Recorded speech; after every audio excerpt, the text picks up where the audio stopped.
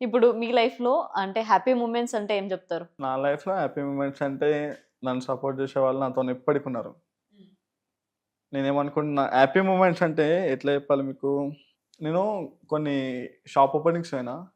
అక్కడ నన్ను కలవనీకి వస్తారు కదా ఫ్యాన్స్. హ్మ్. ఫ్యాన్స్ అని అనను.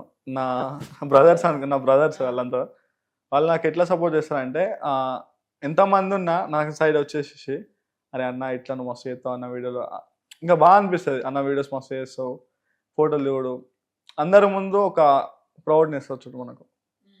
అంటే ఒక ఒక ఈవెంట్ ఒక షాప్ ఓపెనింగ్ పోయినప్పుడు ఎవరిని పట్టించుకోకుండా అందరు నా కాడికి వస్తే ఆ ఫీలే వేరసలు. హ్మ్. నేను ప్రౌడ్‌గా చెప్పుకుంటా నేను. ఓకే. కానీ ఈ ఫ్యాన్ మూమెంట్స్ కూడా ఎప్పుడైనా రిస్క్ అనిపించిందా? రిస్క్ అస్సలు అనిపియదు. అసలు అనిపియదా? వాళ్ళు ఉంటేనే కదా మనం ఈ స్థాయిలో ఉంది. హ్మ్.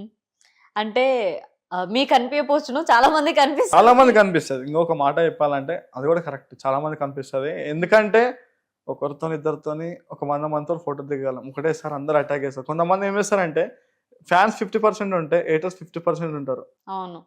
ఇప్పుడు ఎవరైతే ఇది ఫేమస్ అయినోళ్ళు ఉన్నారో కొంతమంది కొట్టనీకి వస్తాయి. కొంతమంది ఫోటోలు దిగనీకి వస్తారు. హ్మ్. వీళ్ళు మిక్స్ అయ్యి భయపడతారు. ఇన్‌ఫ్లుయెన్సర్ అన్నట్టయినా భయపడతాడు.